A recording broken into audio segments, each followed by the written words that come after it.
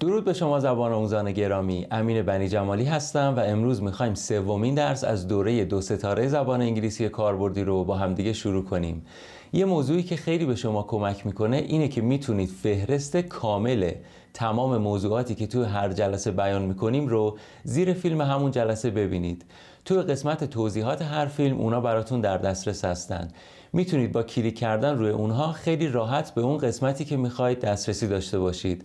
بیشتر برای مرور مطالب به کار میاد، چون فقط مطالب اصلی اونجا دسته‌بندی شدن و برای جزئیات بهتره که هر جلسه رو از اول به صورت کامل ببینید. معمولا درس‌های اول چون قراره با گرامرهای جدید آشنا بشید ممکنه کمی طولانی و سخت باشه براتون، ولی خب متن درس‌ها رو من جوری انتخاب میکنم که همه درس‌ها پشت سر هم سخت نباشن که بتونید اونا رو راحت‌تر دنبال کنید. خب بریم سراغ متن این درس. It is a widely held myth that material prosperity makes people happy. In fact, a key factor that dictates happiness is social relationships. People who rate themselves as happy tend to have regular and supportive engagement with family and friends. They also feel their work is valuable and relevant. Likewise, their personal situation is important, whether they're satisfied with themselves, their progress toward their personal goals, and their religious or spiritual life. Med Jones, president of the International Institute of Management, developed a 7-category scale that measures a nation's mental and emotional health. Taken together, the categories can be seen as an overall indication of a country's happiness. Economic satisfaction, like income, debt, and savings. Environmental satisfaction, like pollution, noise, or traffic. Physical health, like severe illnesses or access to clinics and drugstores. Mental health, like positive outlook and self-esteem. Workplace satisfaction, like unemployment, job satisfaction, motivation, and workplace complaints. Social satisfaction, including family and relationship satisfaction, like domestic disputes, divorce rates, social discrimination, or crime rates. Political satisfaction, like quality of local democracy, individual freedom, and foreign conflicts. One country, Bhutan, has tried to balance the economic and social aspects of happiness in a unique way. Instead of pursuing success solely in terms of economic criteria, such as the gross national product, an economic measure, Bhutan has established what's known as gross national happiness, or GNH, as its central national ambition. The idea is to foster both material and spiritual development so that they both grow hand in hand. Bhutan is committed to building an economy that preserves its culture, which is founded on Buddhist spiritual values. GNH is realized through 4 principles: sustainable development of the economy, that is, economic growth that can be continued, preservation of cultural values, conservation of the natural environment, and effective government. Bhutan's decision to make its citizens' happiness a priority seems to have had positive results. Even though it ranks quite low in personal income, 124th in the world, it ranks much higher in happiness ratings. A 2005 survey revealed that nearly all Bhutanese reported being either very happy, 45%, or happy, 52%, while only 3% reported being unhappy. In 2006, Businessweek magazine ranked Bhutan as the 8th happiest country in the world and the happiest in Asia. This is far better than many countries with vastly greater wealth, such as the United States, 23rd, the United Kingdom, 41st, France, 62nd, and Japan, 19th. Furthermore, this happiness appears not to have come at the expense of the environment. The Happy Planet Index, a combined measure of human well-being and the environmental cost of supporting that well-being, ranks Bhutan 17th out of 143 countries. This shows that supporting its happiness does not require spoiling its natural resources. So how has Bhutan been able to pursue its unusual GNH? Because it is a small rural country in the Himalayan mountains, it is able to sustain traditions at the same time it is developing. For example, people entering hospitals with no acute health problems can choose between Western or traditional medicine. However, modern technologies such as TV, video shops, and the internet is now becoming more common in the country. This creates challenges for a G&H approach which has found success by prioritizing national identity and culture. On the one hand, such technological exposure might let in outside values and vices. For example, it might raise expectations for material goods from outside Bhutan that are not readily available. On the other hand, the internet and email would undoubtedly offer better communication in a country where mountainous terrain makes travel difficult. It will be interesting to see how Bhutan tackles the problems of integrating with the wider world while also pursuing its unique happiness approach to government. It is certainly a social experiment that we all hope will flourish as an example of an alternative vision of what is important in life. خب الان که هر کدوم از پاراگراف‌ها رو روی صفحه می‌بینید، فیلم رو همونجا پاز کنید، یه نگاه کلی بهش بندازید و از اول تا آخرش خودتون بخونید. وقتی که با ساختار پاراگراف آشنا شدید، دوباره فیلم رو پلی بکنید و توضیحات من رو گوش بدید. خب بریم سراغ توضیحاتش. It is a widely held myth that material prosperity makes people happy. اینجا که گفته a widely held myth که میشه یه ایده یا تفکر اشتباه ولی همه‌گیر. به داستان‌های افسانه‌ای قدیمی هم میگن myth. hold اینجا یعنی believe، اعتقاد داشتن به یه ایده یا یه نظری. مثلا hold an opinion یا hold a belief. widely held این یه صفت ترکیبی یا همون compound adjective هست و توی درس اول دوره 3 ستاره گفتیم زمانی استفاده میشه که 2 تا کلمه میخوان بیان با همدیگه نقش صفت رو برای یه اسم ایفا کنن و بهشون میگن compound adjective.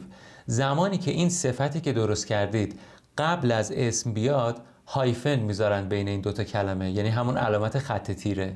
حالا اگه این صفتی که درست کردید که از چند تا کلمه تشکیل شده بعد از اسم بیاد، دیگه معمولاً هایفن یا خط تیره نمیذارن بینشون.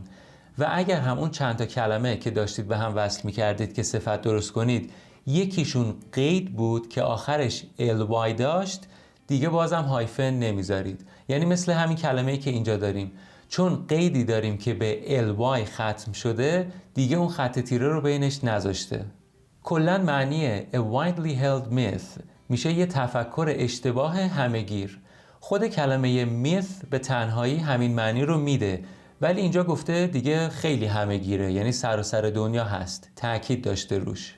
کلمه prosperity میشه یه موقعیتی که یه شخص یا عده‌ای توی جامعه موفقن و پول و ثروت زیادی دارن.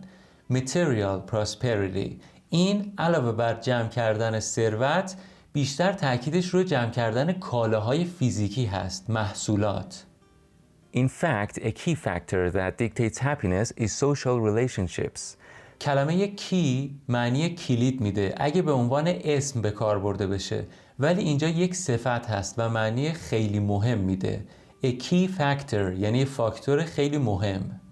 کلمه dictate یه معنیش میشه دستور دادن و یه معنی دیگهش که همینجا هم استفاده کرده میشه اثر گذاشتن روی چیزی، و چیزی هم که اثر میذاره وجودش مهم و لازمه دیگه. پس اینجا معنیش میشه یه فاکتور یا عامل مهمی که برای خوشحالی لازم و ضروریه، روابط اجتماعی هست. People who rate themselves as happy tend to have regular and supportive engagement with family and friends. کلمه rate یه فعل هست اینجا و rate somebody as یا rate something as یعنی یه نظر خاصی درباره کسی یا چیزی داشتن یا جزء یه دسته و گروه خاصی بدونیش. اینجا گفته people who rate themselves as happy یعنی آدمایی که خودشونو خوشحال میدونن، یا اینکه آدمایی که خودشونو جزء دسته آدمای خوشحال میدونن. و ساختار آشنایی که اینجا میبینید relative clause هست که توی درس اول دوره 2 ستاره اونو کامل بررسی کردیم. relative clauseی که اینجا استفاده شده از نوع defining هست، یعنی وجودش برای جمله لازمه و بدون اون جمله ناقصه. این relative clause رو با کلمه who معرفی کرده که به این کلمه who میگن relative pronoun. عبارت who rate themselves as happy این عبارت داره کلمه people رو توصیف میکنه و وجودش لازمه تا جمله معنی کامل رو بده. اگه یه relative clause وجودش لازم نباشه و فقط اطلاعات اضافی به ما بده، بهش میگن non-defining. قبلی بود defining، این میشه non-defining و اونو بین دوتا کاما قرار میدن و میشه حذفش کرد بدون اینکه معنی جمله عوض بشه. کلمه tend فعل هست، یعنی معمولاً یه رفتار یا ویژگی خاصی رو نشون دادن. حرف اضافهش to هست. این جمله میگه آدمایی که خودشونو خوشحال میدونن معمولاً به صورت مرتب با دوستان و خانواده ارتباط مؤثر و مثبت دارن. engagement بهترین معنیش برای این جمله میشه تعامل و ارتباط. They also feel their work is valuable and relevant. Likewise, their personal situation is important, whether they're satisfied with themselves, their progress toward their personal goals, and their religious or spiritual life. Likewise یعنی مشابه به همینی که گفتیم، به همین صورت. میخواد یه عبارت دیگه شبیه به قبلی بگه. به حروف اضافه مثل همیشه خیلی دقت کنید. Satisfied with something، از یه چیزی راضی بودن. یه گرامری که توی درس سوم دوره 3 ستاره بررسی کردیم اینجا هم دوباره اتفاق افتاده به اسم الیپسیس. اسمش مهم نیست، کارش چیه؟ بعضی وقتا فعل، فاعل یا یه عبارت رو حذف میکنیم از جمله چون خود اون جمله منظور رو میرسونه و به اونا نیاز نیست که دوباره تکرارش کنیم تا جمله‌مونم طولانی تر بشه. اونجا چند تا مثال براتون خوندم، الان فقط اولی رو میخونم که با ساختار این گرامر آشنا بشید. John can play the guitar and Mary the piano. ببینید قسمت دوم جمله میتونست بگه and Mary can play the piano، ولی این عبارت can play رو حذف کرده چون همین که اول جمله اونو گفته و همین که دیگه نمیخواسته جمله خیلی طولانی بشه. خب حالا توی همین متن خودمون اگه میخواست عبارت whether they're satisfied with، اگه میخواست این رو حذف نکنه جمله خیلی طولانی میشد.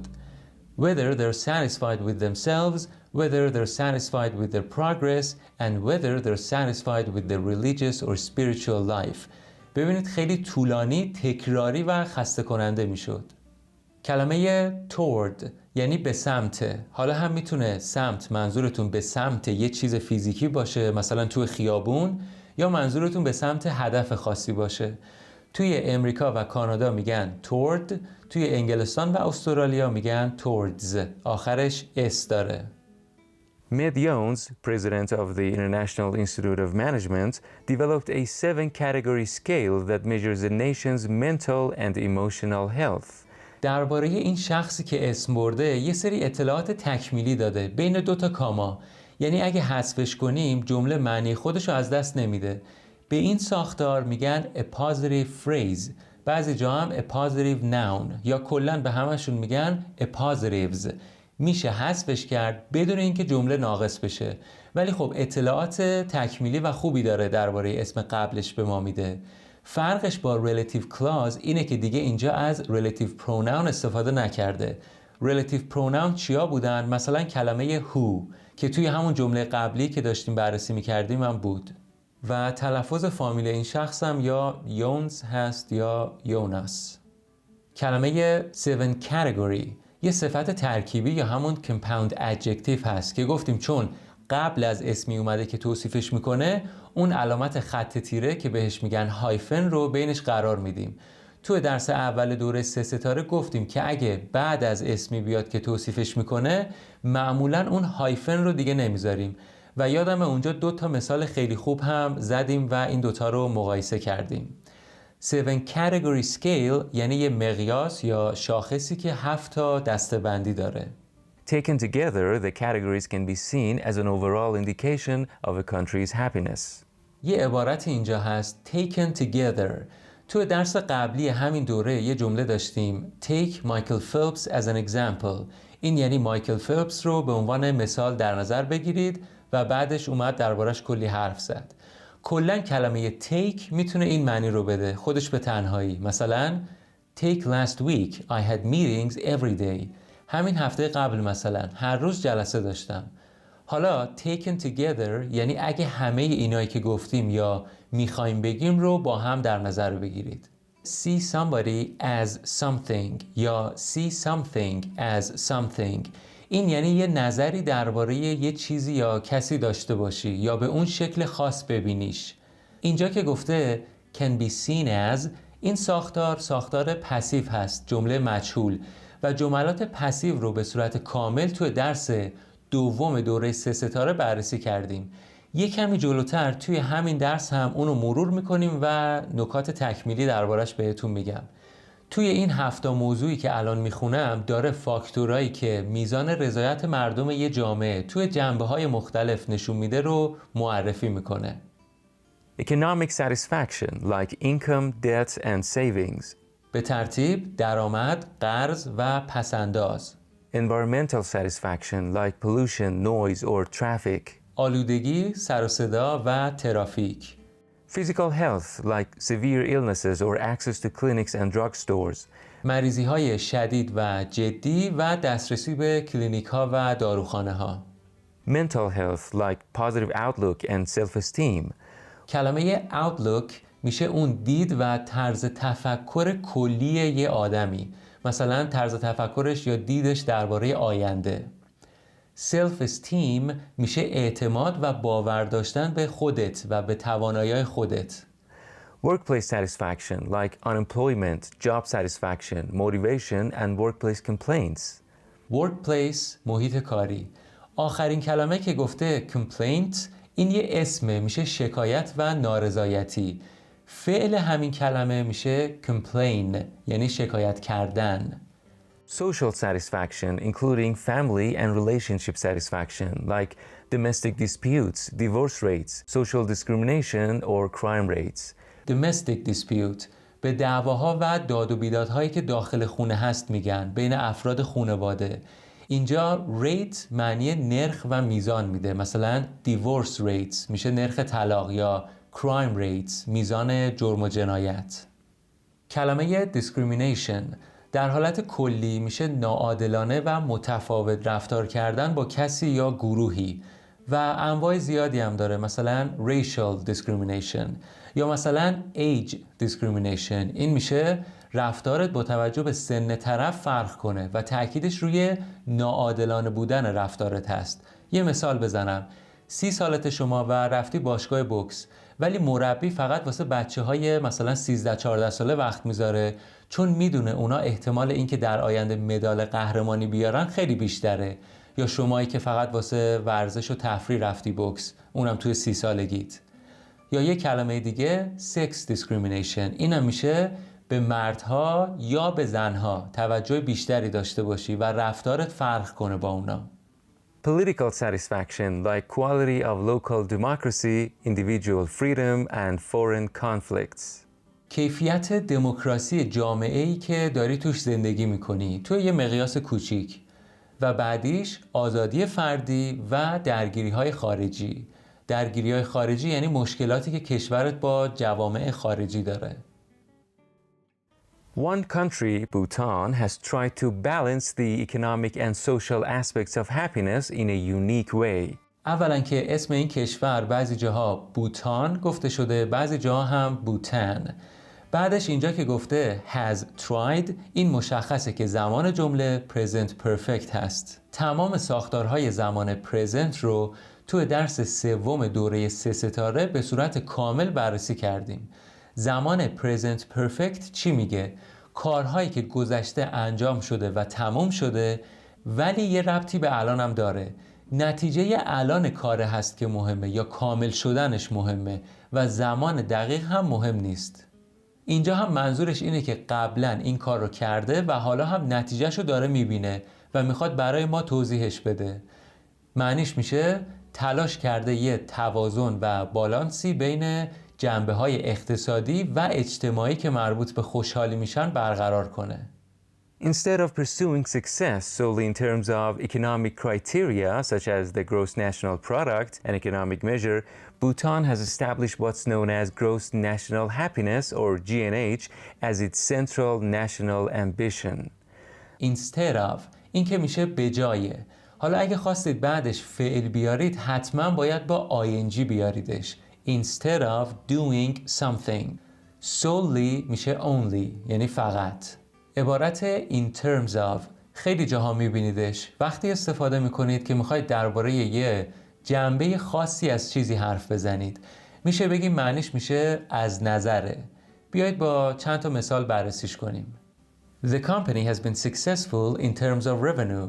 شرکت از نظر درآمدی موفق بوده. حالا ممکنه از نظر مثلا محافظت محیط زیست موفق نبوده باشه، ولی شما الان تمرکزت روی درآمد هست.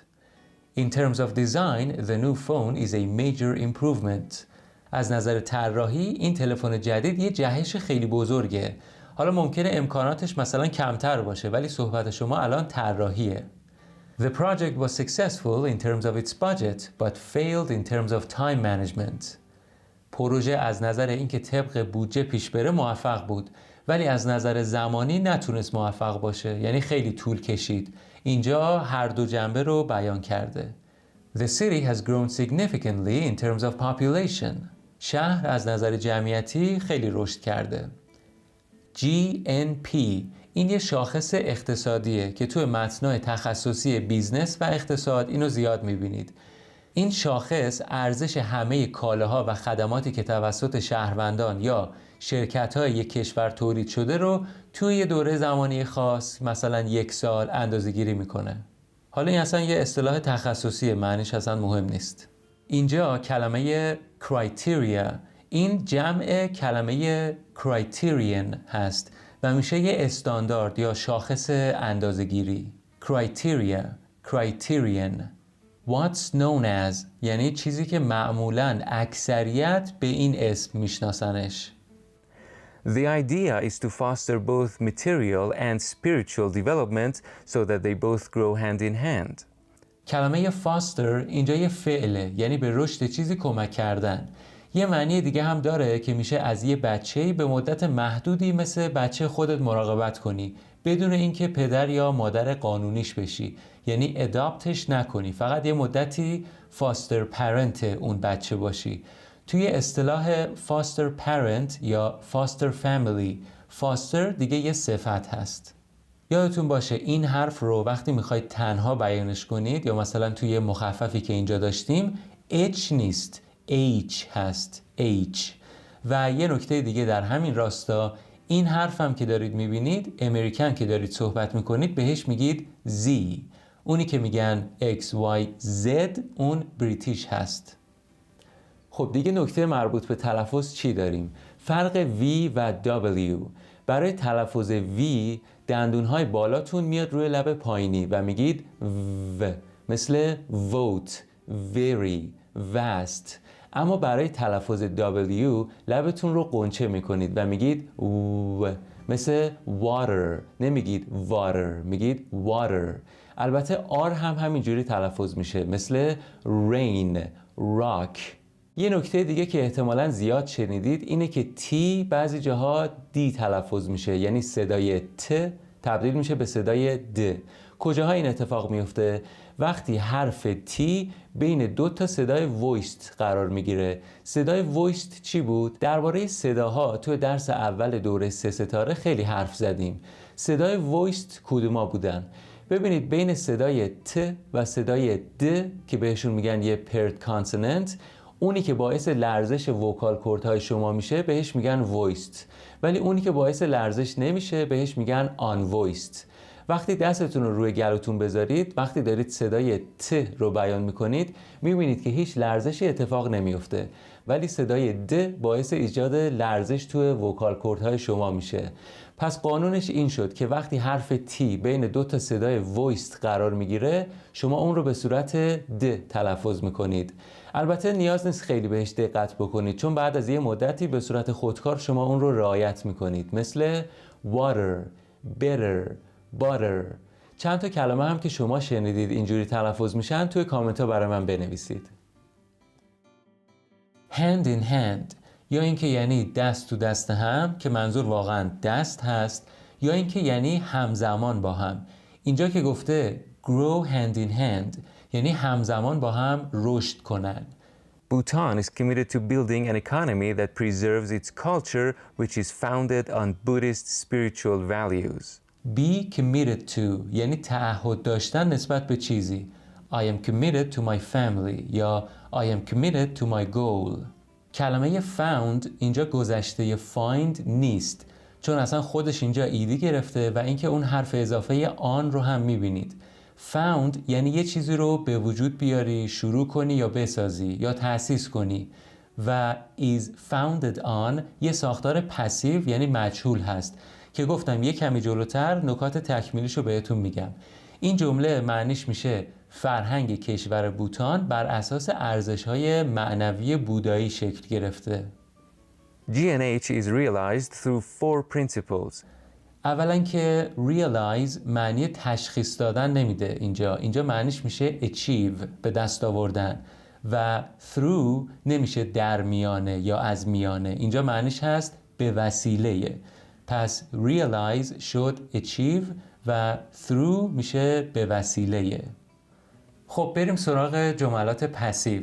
تو درس دوم دوره 2 ستاره خیلی دربارش حرف زدیم. حالا یه مروری داشته باشیم.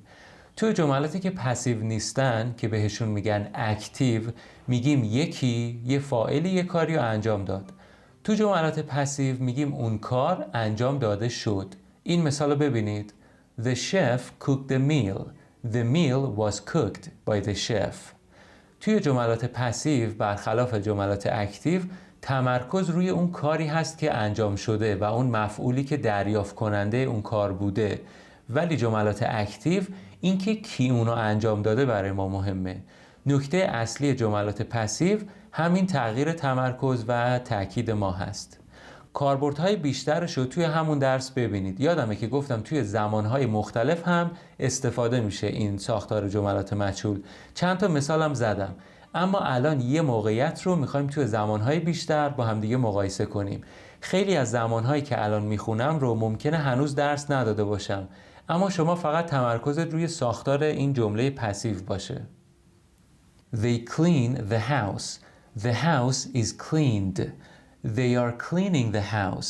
The house is being cleaned. They have cleaned the house. The house has been cleaned. They cleaned the house. The house was cleaned. They were cleaning the house. The house was being cleaned. They had cleaned the house. The house had been cleaned. They will clean the house. The house will be cleaned. They will be cleaning the house. The house will be being cleaned. They will have cleaned the house. The house will have been cleaned. برگردیم به متن خودمون. توی متن ما گفته که این شاخص G&H از طریق 4 تا اصل به دست میاد. نگفته کیا به دستش میارن. میتونسته بگه و ایجنت هم مشخص کنه، ولی الان ساختار مجهول استفاده کردم که بگم تمرکز من و اهمیت جمله روی این G&H هست و روی این 4 تا اصلی که الان میخوام بگم. Sustainable development of the economy, that is, economic growth that can be continued, preservation of cultural values, conservation of the natural environment, and effective government. فرق conserve و preserve چیه؟ conserve یعنی مراقبت کنی از یه چیزی تا صدمه نبینه و توی همون حالت اولیه خودش دست نخورده بمونه. preserve یعنی استفادت از یه چیزی رو جوری مدیریت کنی که زود از بین نره و تموم بشه و بتونی طولانی مدت ازش استفاده کنی. اصطلاح that is to say یا به اختصار that is ازش زمانی استفاده میکنید که میخواید درباره چیزی که گفتید اطلاعات بیشتری بدید یا واضح‌تر بیانش کنید. Bhutan's decision to make its citizens' happiness a priority seems to have had positive results. اولا یادمه که توی درس قبلی فرق این دوتا ایتس رو بهتون گفتم. یه مروری خودتون داشته باشید. الان میخوایم درباره اپاستروفی حرف بزنیم که کجاها استفاده میکنیم اصلا و کاربردش چیه. کاربرد اولش توی مخفف کردن کلمه ها، خیلی ساده است دیگه، مثالاشو نمیخونم. کاربرد دومش برای مالکیت از اپاستروفی به همراه اس استفاده میکنیم. مثلا Amy's car، ماشین ایمی. Jones's yard is much bigger than Smith's. حیات خانواده جونز از حیات خانواده اسمیت خیلی بزرگتره. کاربرد سومش برای مالکیت اسمهای جمعی که به اس ختم میشن فقط اپاستروفی رو میذاریم و دیگه اس اضافه نمی کنیم. High school student scores، نمرات دانش آموزان دبیرستان. Our citizens happiness، خوشحالی شهروندانمون. Citizen مفرد، citizens جمعشه و موقع بیان مالکیت براش فقط اپاستروفی میذاریم، دیگه اس اضافه نمی کنیم. یه نکته خیلی مهمم اینجا بهتون بگم. وقتی مالکیت چیزی بین دو نفر تقسیم شده بود، بعد از اینکه اسم جفتشون رو گفتیم یه اپاستروفی اس میذاریم. اما اگه مالکیت جدا جدا بود، برای هر کدوم یه اپاستروفی اس جدا میذاریم. مثلا بیل and تدز گیتار، گیتار بیل و تد. منظورش اینه که یه دونه گیتاره مال هر دوشونه. بیلز and تدز گیتارز، گیتارهای بیل و تد. هر کدوم یه گیتار برای خودشون دارن. seems to یعنی به نظر میرسه که. توی ساختار present perfect شما have یا has رو با قسمت سوم فعل استفاده میکنید دیگه. خب حالا عبارت have positive results، این یعنی نتایج مثبت داشتن.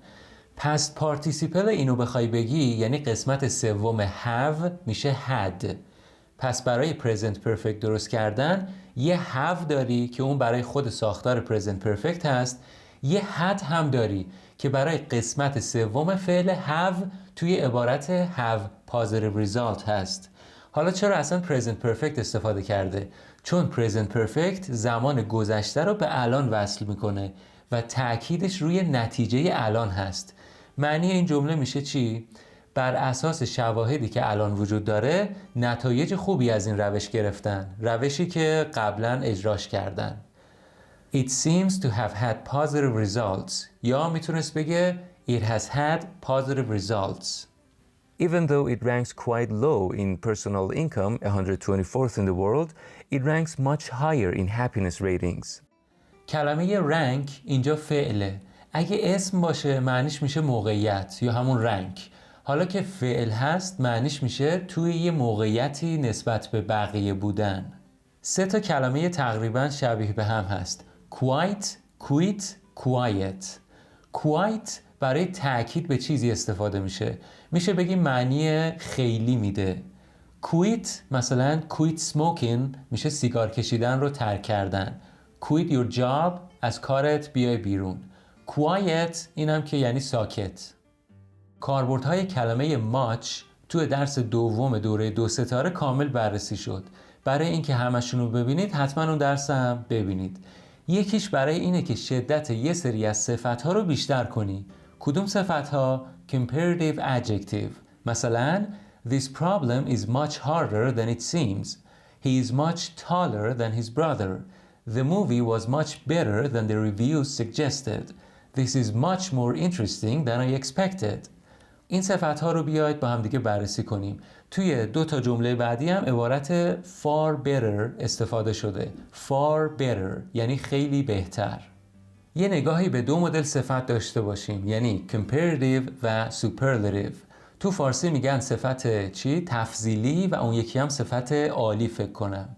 زمانی از comparative adjective استفاده میکنید که میخواید 2 تا چیز رو مقایسه کنید و زمانی از superlative adjective استفاده میکنید که میخواید کمترین یا بیشترین درجه یه چیزی رو بین 3 تا چیز یا بیشتر بیان کنید. برای اولی معمولاً به آخر صفت er اضافه میکنید برای صفت‌های کوتاه. taller بلندتر. اگه صفت بلند بود قبلش کلمه more میارید و دیگه er نمیدید بهش. more beautiful خوشگلتر. بعضی از صفات هم استثناء هستن و شکل خاص خودشونو دارن. مثلا better بهتر، یعنی صفت اصلی هست good ولی توی حالت comparative شده better بهتر. برای دومی یعنی superlative معمولاً به صفت est اضافه میکنید برای صفت‌های کوتاه. مثلا tallest بلندترین. اگه صفت بلند بود قبلش کلمه most میارید و دیگه est بهش نمیدید. most beautiful خوشگلترین. بعضی از صفات هم استثناء هستن و شکل خاص خودشونو دارن، مثل best بهترین. دو تا مثال برای این کلمات استثناء میشه good و bad. به ترتیب میگم good, better, best. خوب، بهتر، بهترین. و bad, worse, worst. bad، بدتر، بدترین. A 2005 survey revealed that nearly all Bhutanese reported being either very happy, 45%, or happy, 52%, while only 3% reported being unhappy. Either this or that میشه یا این یا اون. Neither this nor that میشه نه این نه اون. توی یه ویدیو حتما کامل کاربردهای either و neither رو با هم بررسی میکنیم. In 2006, Businessweek magazine ranked Bhutan as the 8th happiest country in the world and the happiest in Asia. This is far better than many countries with vastly greater wealth, such as the United States, 23rd, the United Kingdom, 41st, France, 62nd, and Japan, 19th. اینجا گفتم far better یعنی خیلی بهتر. میتونست بگه much better. دوباره اینجا گفته vastly greater. یه قید به اضافه یه comparative adjective. میتونست بگه much greater یا far greater.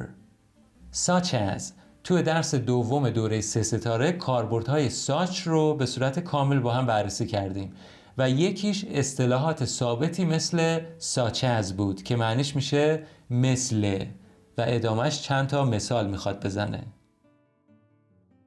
Furthermore, this happiness appears not to have come at the expense of the environment. کلمه furthermore زمانی استفاده میکنید که میخواید یه سری اطلاعات اضافه کنید به جمله قبلی. یعنی علاوه بر اونا حالا اینام هست.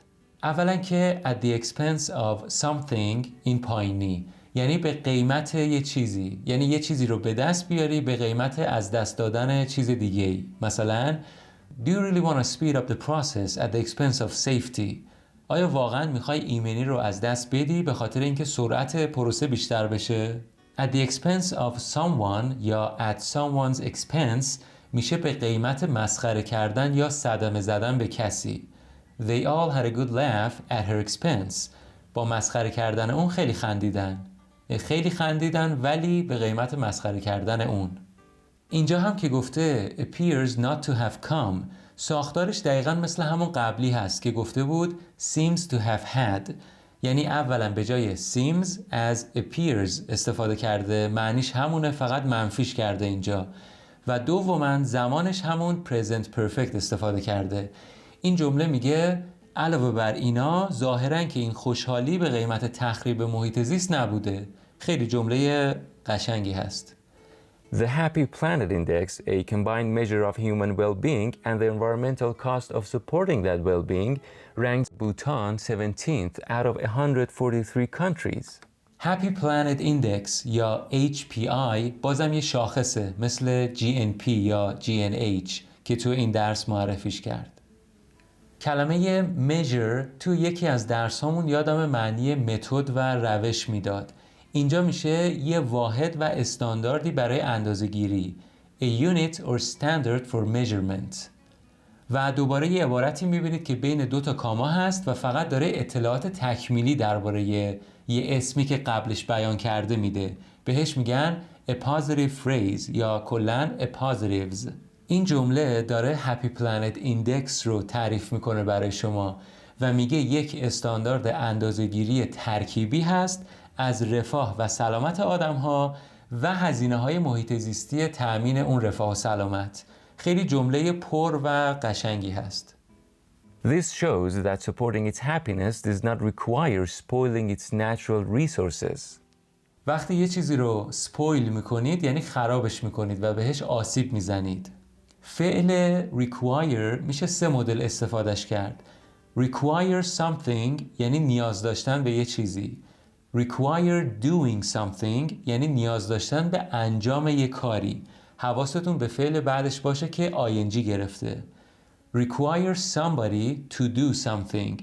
Require somebody to do something یعنی بخوای که یه نفر یه کاریو بکنه و چون to استفاده میکنید دیگه فعل بعدش ing نمیگیره. So how has Bhutan been able to pursue its unusual G&H?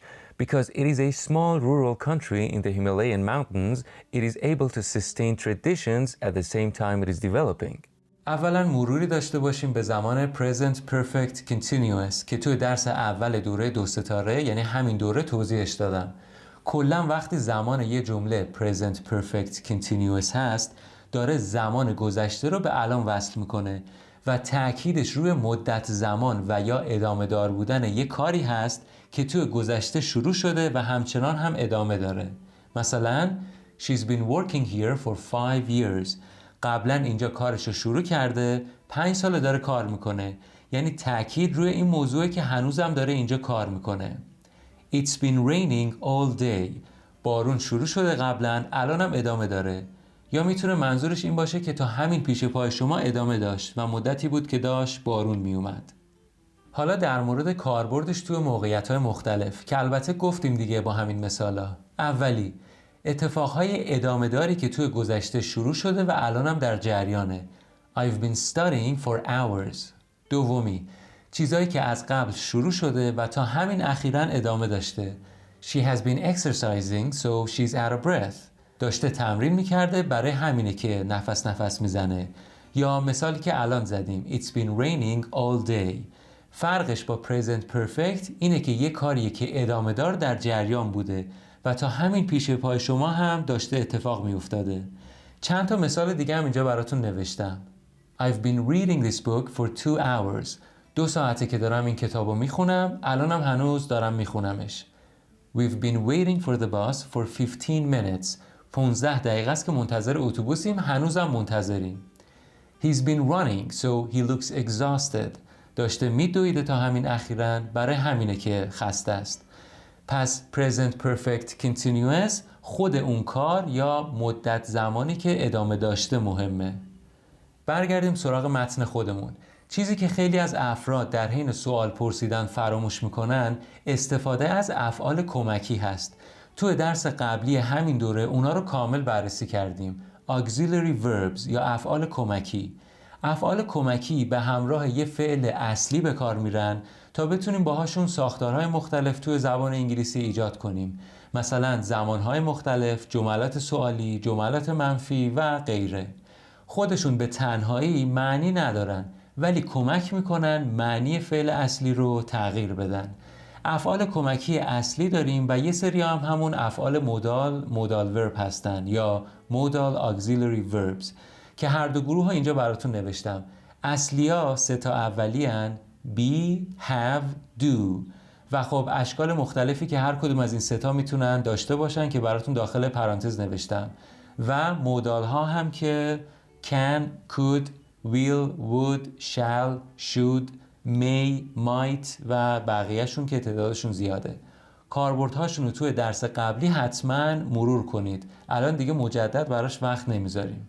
حالا توی متن خودمون این یه جمله سوالی هست و توی جملات سوالی حتما باید یا از دو و داز استفاده کنید یا از شکل مناسبی از فعل be مثل am, is, are یا از have یا has و یا افعال مودال ورب مثل can, will و امثال اینا.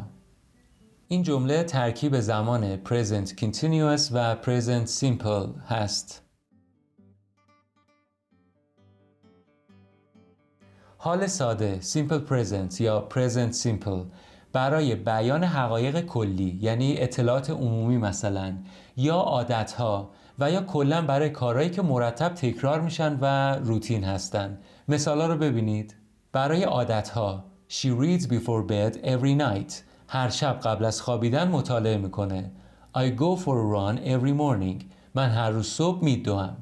برای حقایق یا همون اطلاعات عمومی The sun rises in the east. خورشید از شرق طلوع میکنه. بیان زمان دقیق برنامه ها The train leaves at 6 p.m. قطار ساعت 6 از ایستگاه خارج میشه. The concert starts at 8 p.m. کنسرت ساعت 8 شروع میشه. Present continuous برای کارهایی که همین الان در جریانه یا برای کارهایی که موقتاً دارید انجام میدید و یا برنامه‌هایی که برای آینده دارید. این خیلی مهمه ها. ساختار present هست اما منظورتون برای آینده است. مثالهاشو ببینیم. چیزایی که همین الان داره اتفاق میفته. The kids are playing in the garden. موقعیت‌های موقتی. She's staying at a hotel this week. این هفته رو تو هتل میمونه. موقته. We are using a rental car until ours gets fixed. یه ماشین کرایه کردیم ازش استفاده میکنیم تا ماشین خودمون درست بشه. و مهمترینش برنامه‌های آینده. Arrangements. I'm flying to New York tomorrow. من فردا دارم میرم نیویورک با هواپیما. برنامه‌م اینه. For example, people entering hospitals with no acute health problems can choose between Western or traditional medicine. بیماری و یا کلاً درد کشیدن میتونه دو مدل باشه، یا acute و یا chronic. اگه acute باشه یعنی یه دفعه اتفاق میفته و خیلی شدید میشه، مثلا یکی تصادف میکنه و خونریزی داخلی داره. اگه بیماری یا اون درد chronic باشه یعنی یه مدت زیادیه که داری تحملش میکنی، مثل یکی که سنش زیاده و میگه آره این زانو دردم که همیشه با ماست. این یه مریضی کرونیک هست. اینجا که گفته choose between، یادم اومد که یه بارم فرق between و among رو بهتون گفتم توی دوره 3 ستاره. between برای مقایسه بین دو تا چیز هست و among برای چند تا چیز. However, modern technology such as TV, video shops, and the internet is now becoming more common in the country. دوباره اینجا ساختار present continuous استفاده کردم. This creates challenges for a G&H approach which has found success by prioritizing national identity and culture. کلمه approach میشه یه راه و روش انجام کاری و اینجا اسم هست. میتونه فعل هم باشه. معنیشو دیگه خودتون پیدا کنید. Prioritize فعله، یعنی یه چیزی رو بذاری تو اولویت.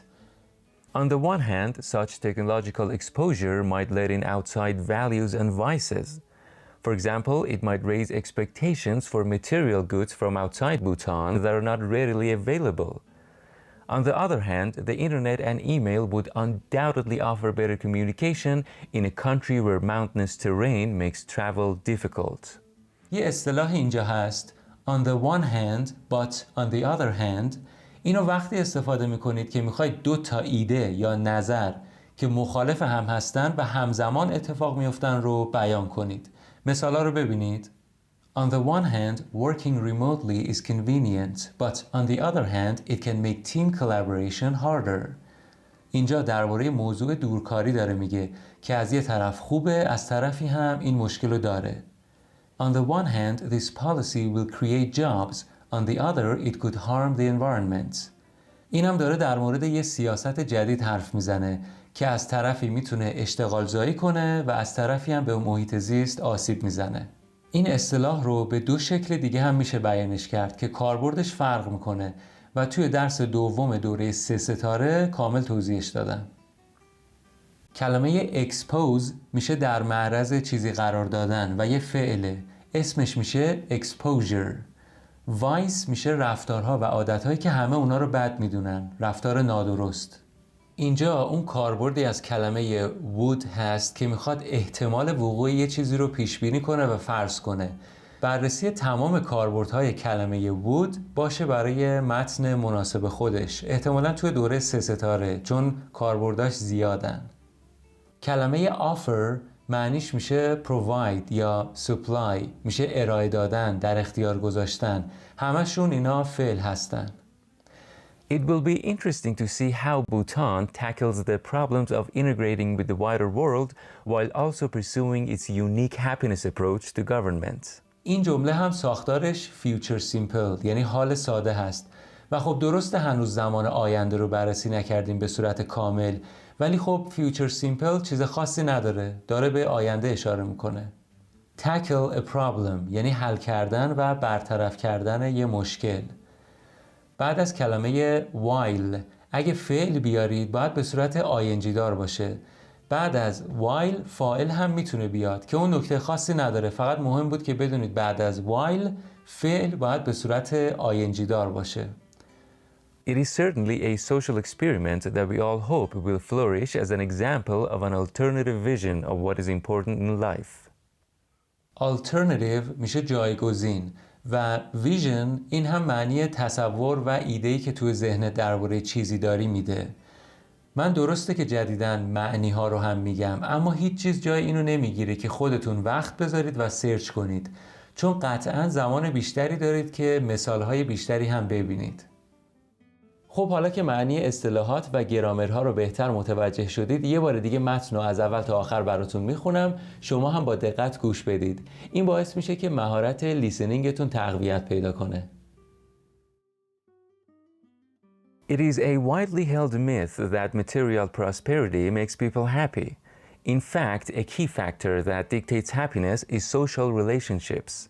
People who rate themselves as happy tend to have regular and supportive engagement with family and friends. They also feel their work is valuable and relevant. Likewise, their personal situation is important. Whether they're satisfied with themselves, their progress toward their personal goals, and their religious or spiritual life. Med Jones, president of the International Institute of Management, developed a 7-category scale that measures a nation's mental and emotional health. Taken together, the categories can be seen as an overall indication of a country's happiness. Economic satisfaction, like income, debt, and savings. Environmental satisfaction, like pollution, noise, or traffic. Physical health, like severe illnesses or access to clinics and drugstores.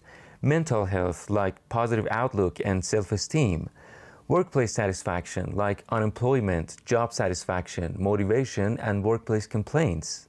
Social satisfaction, including family and relationship satisfaction, like domestic disputes, divorce rates, social discrimination, or crime rates. Political satisfaction, like quality of local democracy, individual freedom, and foreign conflicts. One country, Bhutan, has tried to balance the economic and social aspects of happiness in a unique way. Instead of pursuing success solely in terms of economic criteria, such as the gross national product, an economic measure, Bhutan has established what's known as gross national happiness, or GNH, as its central national ambition. The idea is to foster both material and spiritual development so that they both grow hand in hand. Bhutan is committed to building an economy that preserves its culture, which is founded on Buddhist spiritual values. GNH is realized through 4 principles: sustainable development of the economy, that is, economic growth that can be continued, preservation of cultural values, conservation of the natural environment, and effective government. Bhutan's decision to make its citizens' happiness a priority seems to have had positive results. Even though it ranks quite low in personal income, 124th in the world, it ranks much higher in happiness ratings. A 2005 survey revealed that nearly all Bhutanese reported being either very happy, 45%, or happy, 52%, while only 3% reported being unhappy. In 2006, Businessweek magazine ranked Bhutan as the 8th happiest country in the world and the happiest in Asia. This is far better than many countries with vastly greater wealth, such as the United States, 23rd, the United Kingdom, 41st, France, 62nd, and Japan, 19th. Furthermore, this happiness appears not to have come at the expense of the environment. The Happy Planet Index, a combined measure of human well-being and the environmental cost of supporting that well-being, ranks Bhutan 17th out of 143 countries. This shows that supporting its happiness does not require spoiling its natural resources. So how has Bhutan been able to pursue its unusual GNH? Because it is a small rural country in the Himalayan mountains, it is able to sustain traditions at the same time it is developing. For example, people entering hospitals with no acute health problems can choose between Western or traditional medicine. However, modern technology such as TV, video shops, and the internet is now becoming more common in the country. This creates challenges for a GNH approach which has found success by prioritizing national identity and culture. On the one hand, such technological exposure might let in outside values and vices. For example, it might raise expectations for material goods from outside Bhutan that are not readily available. On the other hand, the internet and email would undoubtedly offer better communication in a country where mountainous terrain makes travel difficult. It will be interesting to see how Bhutan tackles the problems of integrating with the wider world while also pursuing its unique happiness approach to government. It is certainly a social experiment that we all hope will flourish as an example of an alternative vision of what is important in life. خب اصطلاحات خیلی خوبی یاد گرفتیم توی این درس و بعضی از نکات گرامری اساسی هم با هم دیگه مرور کردیم. این آخرین درس از این موضوع بود، یعنی موضوع هپینس. درس‌های بعدی موضوعاتش دیگه فرق میکنه. مثل همیشه میدونید که میتونید به فایل PDF و لیست کامل لغات و اصطلاحات دسترسی داشته باشید. لینک جزوه PDF رو که زیر همین فیلم براتون میذارم و لیست کامل لغات و اصطلاحاتی که مربوط به همین درس میشد رو توی صفحه اینستاگرام میتونید بهشون دسترسی داشته باشید. توی هر کدوم از دوره‌ها هر 3 درسی که برگزار می‌کنیم یه جلسه هم اختصاص میدیم به مرور 3 درس قبلی و نکات گرامری و اصطلاحاتی که استفاده کردیم رو اونجا با همدیگه مرور و جمع‌بندی می‌کنیم. خب اینم از درس 3 دوره 2 ستاره زبان انگلیسی کاربردی. امین بنی جمالی هستم، مراقب خودتون باشید.